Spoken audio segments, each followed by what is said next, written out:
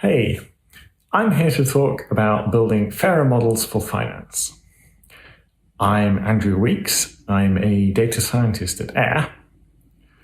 Aire is a fintech startup and also a regulated credit reference agency.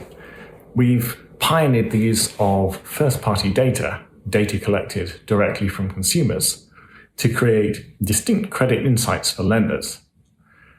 We've been doing this for nearly 7 years now in the UK and have recently expanded into the US market too. I've personally been working in the startup space for nearly a decade now and have been with Aire for nearly 6 years of its journey, including work from quite an early stage on our products in the UK and the US. So, as you can imagine, this background, this topic is something that's important to us as a company and me personally. And because as a credit reference agency, we don't lend money ourselves, but work with lenders who do, it's also something, of course, that's important to our partners. My own background is on the tech side, and it's certainly been an interesting journey for me learning how financial institutions, such as banks, credit card issuers, lenders and others think about fairness.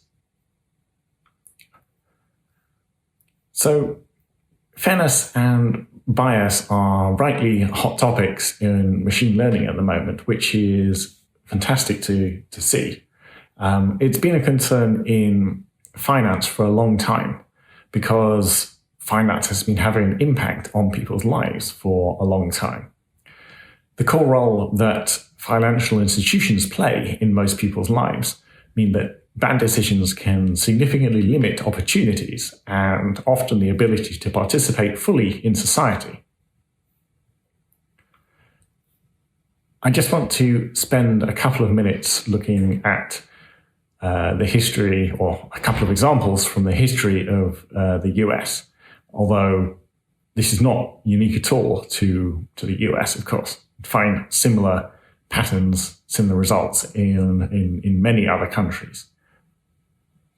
One of the most important pieces of legislation in this space which was passed in the 1970s, is the Equal Credit Opportunity Act, which banned credit discrimination on the basis of protected characteristics.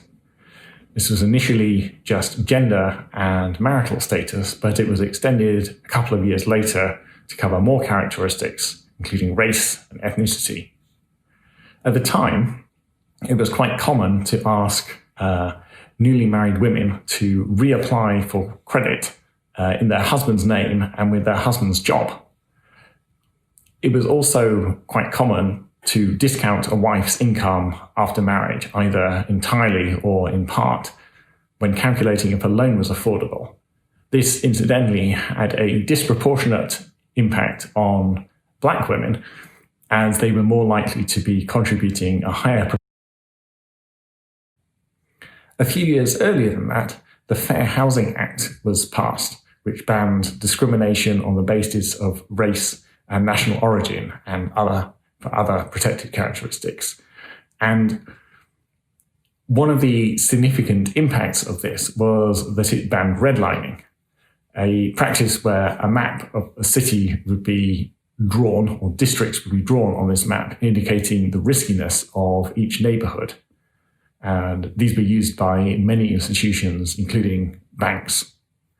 In practice, though, the riskiness of a neighborhood was often determined by community demographics, and it meant that black families were unable to get access to mortgages or other financial services.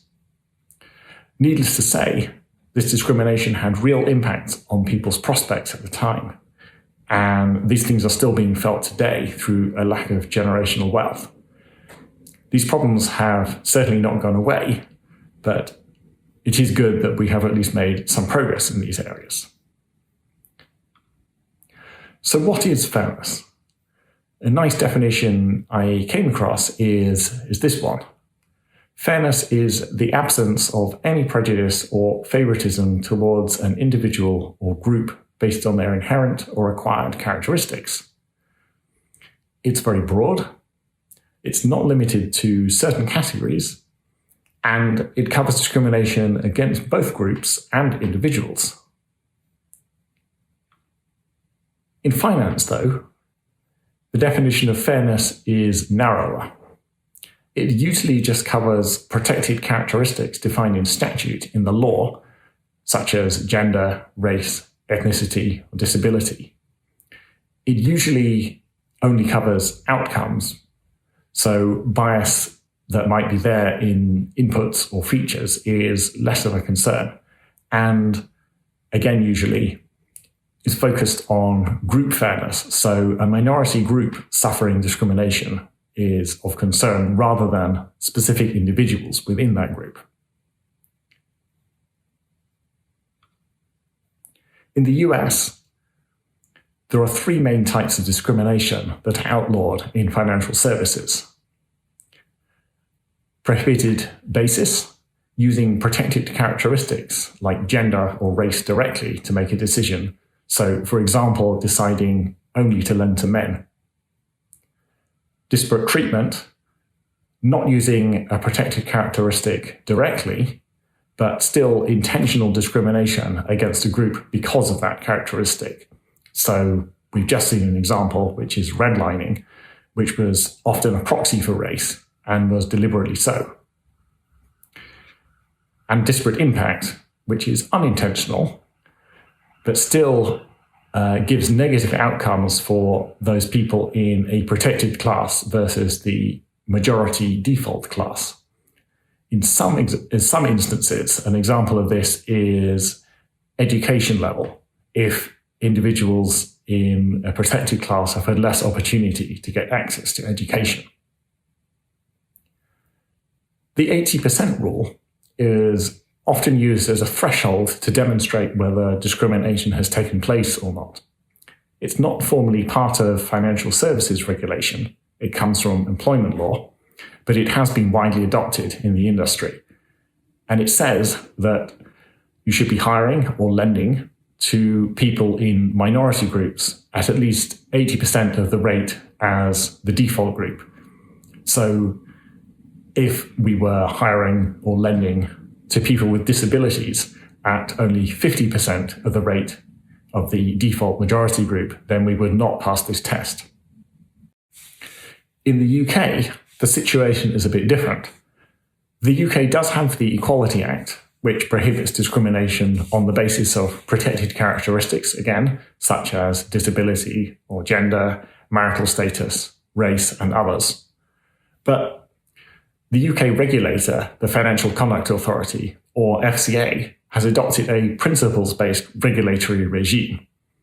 In a principles-based system, the principles that the FCA wants you to adhere to are defined, but it's then left to banks and others to decide how best to implement them. So lenders are expected not to discriminate, but there are a lot fewer specific rules, such as disparate impact or disparate treatment, as in the US.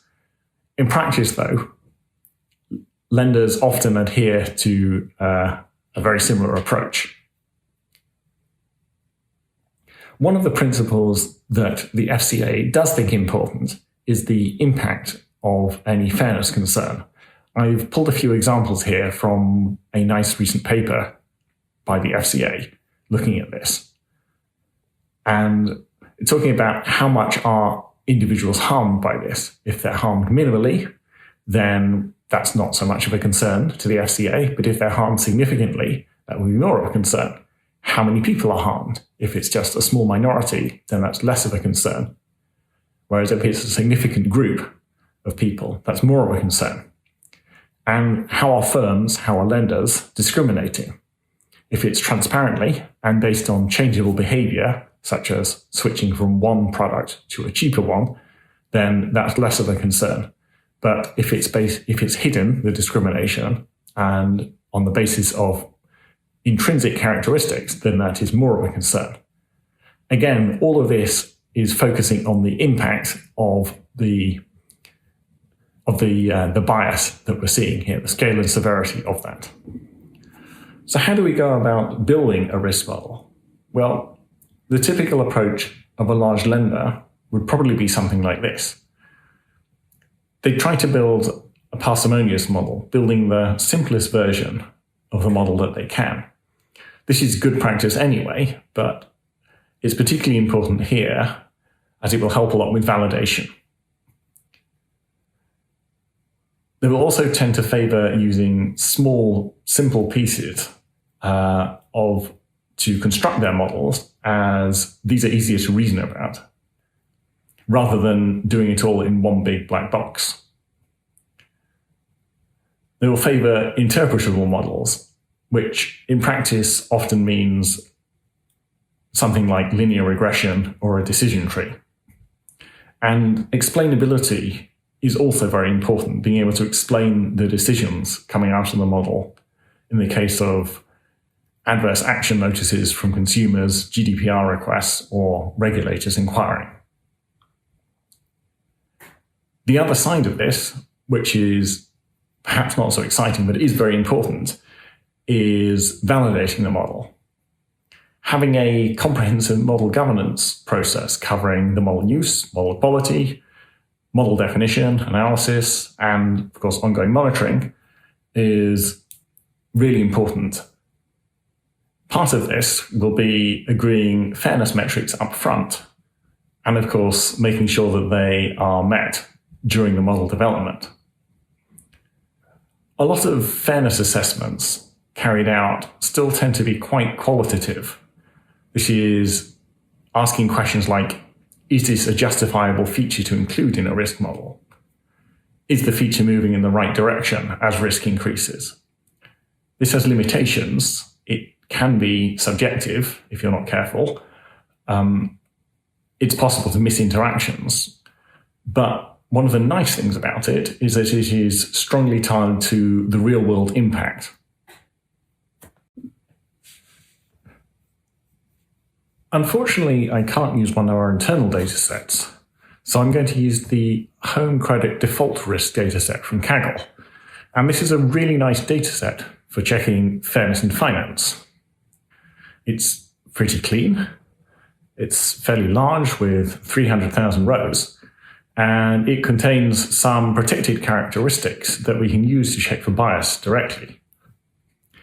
If we were using this dataset for real, there are a few features we want to be careful with, like age and gender, education, types of job, which are quite often gendered in this data, and a few other things too.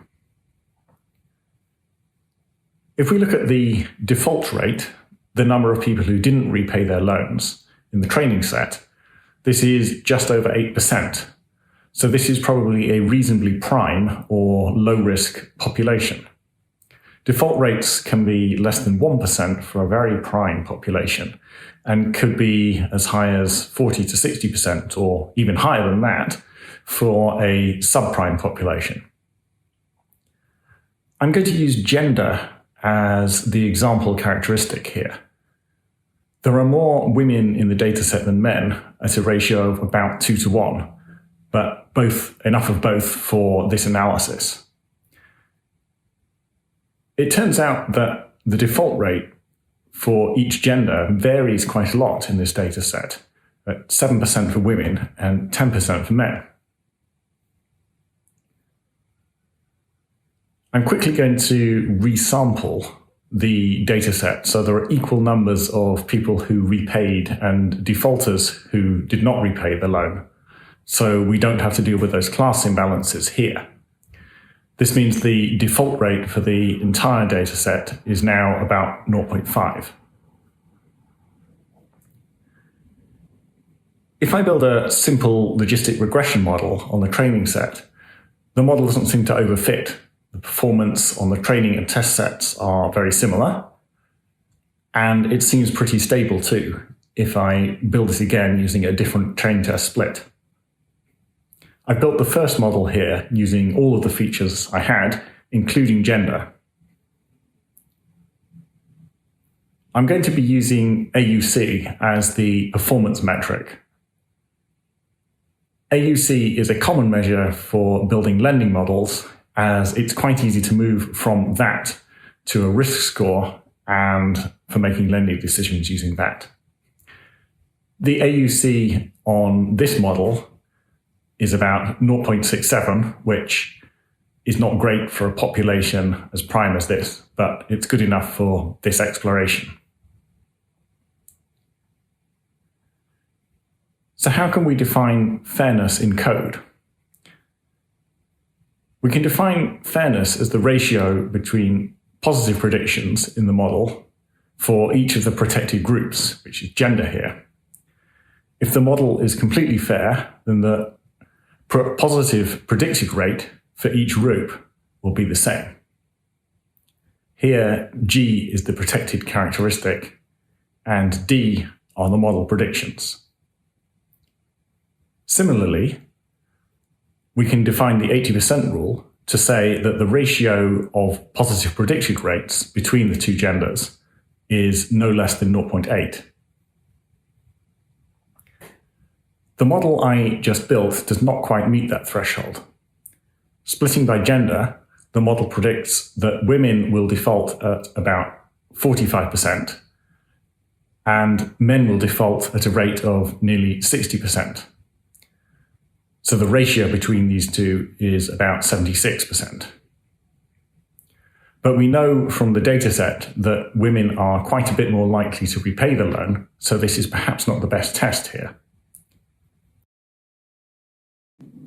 So let's look at a couple of metrics that are commonly used for checking fairness: equal opportunity and predictive equality.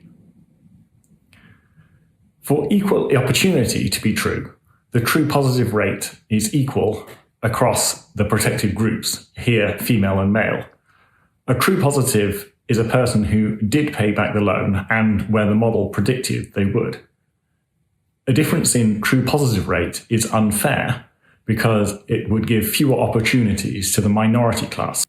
Predictive equality, or false positive rate parity, is a similar idea, but here we're trying to equalize the false positive rate across the protected groups. Here, a false positive is a person who we said would repay the loan, but didn't. Predictive equality is more useful for lending, as if we were actually making lending decisions using this model, we would not have any data for false negatives, as we wouldn't have lent to those people, so we can't calculate the true positive rate. There are ways around this using reject inference, where we try to estimate if someone we rejected would have repaid, but it's not ideal as it relies on quite a lot of assumptions. Another fairly common approach is to accept a small number of people below your score cutoff for a period of time, though, again, you need to be careful that you're lending responsibly. If we look at the equal opportunity true positive rate ratio and the predictive equality false positive rate ratio for the model I've just built, the results are pretty awful. The true positive rate ratio, we can see the opportunity for men is 64% of that as for women, and the false positive rate ratio is even worse at 50%. Both of them are well below the 80% minimum we'd like to reach. If we remove gender as a feature and rebuild the model, the AUC drops a very small amount. But the fairness metrics are now quite a lot better. Our equal opportunity true positive rate ratio is now 79%, so it nearly meets our threshold, though the predictive equality false positive rate ratio is still quite low at 70%. As a third experiment, what if we replace gender with the mean of that value when we're making predictions? This lets the model use that protected feature when training, so there's less chance that we'll try to find proxies for gender, but then we remove it when the model is being used live. The model performance is again very similar to the previous one, so we haven't impacted our ability to discriminate. but the equal opportunity is now much better. We get a 91% true positive rate ratio for men compared to women. And predictive equality, false positive rate ratio, has also improved a lot to 88%. This was a very quick analysis, and I skipped over a lot of important checks that we'd want to do on the model and data. But it does show that it's possible to get some pretty dramatic improvements in fairness without impacting the overall performance much at all. So which metrics should we use? Are equal opportunity and predictive equality a good choice here? I think it depends. I think you have to relate it back to the wider question, thinking about what the product is that we're building here, what the demographic is that we're targeting, about our use case. For example, if we were offering mortgages, there's an argument that a false positive is much more likely to be damaging than a false negative. We as a lender would lose a lot of money, potentially, and it's also likely that the borrower would lose their home. It seems much safer to be conservative. And also important for fairness, that the false positive rate is no higher for the minority class. On the other hand, if we were offering loans to people who may have difficulty getting access to credit otherwise, then a false negative may be more harmful, as they may not have many other opportunities to get that credit. But generally, it's a good idea to look broadly, use multiple fairness metrics, and think about what impact it may have on both you as a lender and on your customers if your model is biased for that metric. So as we've just discussed, it's unlikely that we'll be able to remove bias entirely from our models, but there are some other mitigations that we can use. No less harmful impact is one. We demonstrate that we can't build another model with less bias and similar performance using a different set of features or a different model building approach. Age is an example here. People who are older tend, as a rule, to have a longer credit history than younger people for obvious reasons. But a long credit history is also something that is really quite predictive of being a good credit risk. So its use is usually allowed and usually quite beneficial. Comparing it to a reference model is another way we can mitigate. So if your model has some bias, but compared to your current model or an industry standard model, you can demonstrate that there is less bias, then you are at least improving the situation compared to where things are now. The product use case is another interesting way of looking at this. For example, if your model is being used to give a second look to reassess people who have been rejected by a main model, then if you're giving people a second chance, the worst case is that they will be rejected again. And the best case is, of course, they will now be accepted. So the outcome of the model is a net positive, even if there is some bias in how it performs. So the data set we've just looked at had protected characteristics in it, but often this won't be the case. And if it's not the case, then it's a lot more difficult to check for bias. And I don't have any great answers to this, unfortunately. One of the main solutions in this space is the CFPB, the Consumer Financial Protection Bureau, one of the US regulators, who have released a BISG, the Bayesian Improved Surname Geocoding methodology.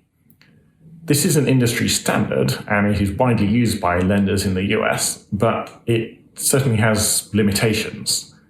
The surname-based approach has difficulty separating non-Hispanic blacks from non-Hispanic whites because their surnames are relatively similar.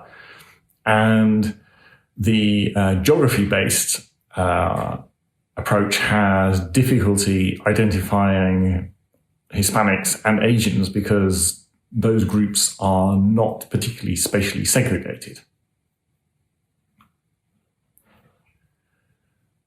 So if we look ahead a little bit, I think we might be on the cusp of some interesting and possibly even quite profound changes in finance. The typical approach of large institutions at the moment is not really using many advanced machine learning techniques for making lending decisions.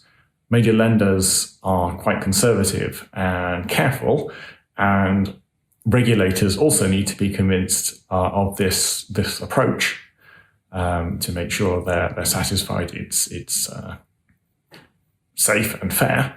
But this is starting to happen. A number of fintechs are starting to use this sort of approach, using more advanced techniques, and big lenders are definitely paying attention to this. The regulators also have released a number of papers and consultations over the past few years, and I'm quietly hopeful that over the next year or two, or maybe three, we will start to get advice from them that this sort of approach is permitted and possibly even encouraged. And there's a significant opportunity if that does happen. There will be more opportunities for giving access to credit for credit invisibles and others who have been shut out of a lot of the financial system at the moment, because we can build more sophisticated models using alternative data, for example, and hopefully more accurate models as well. We will be in a position, hopefully, to explain the decisions of these models for consumers and regulators through surrogate models such as LIME or SHAP. And there will also be opportunities to hopefully emphasize and focus a little bit more on quantitative assessments of features and data and the fairness of those, as well as the qualitative approaches at the moment. I think both of these are important, and it would be good to encourage both.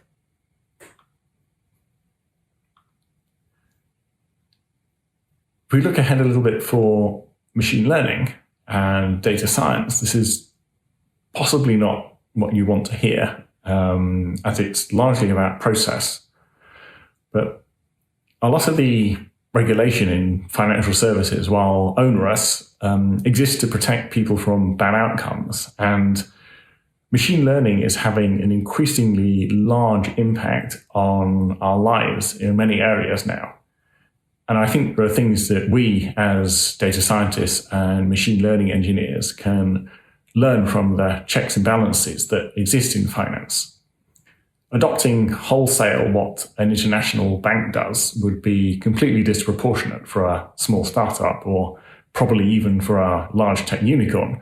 But having a good governance approach will go a long way to preventing bad outcomes inadvertently happening. Having a diverse team who care about fairness is really important, but the responsibility for checking adequately for bias shouldn't just fall on their shoulders. Make it part of how your company does things as well. Like finance, we as technologists and as people building machine learning models especially, are becoming a key part of many people's lives. That's a real privilege, but also a real responsibility. So please check your models are fair and give the best outcomes for as many people as possible. Thank you. I find the intersection between finance and tech, those worlds, a fascinating area. So if you do too, I'd love to discuss, chat further, hear ideas, and learn more, because I still have a lot to discover. So please get in touch via the contact details on here, and the notebook is also available on GitHub at the link on the slide. Thanks again.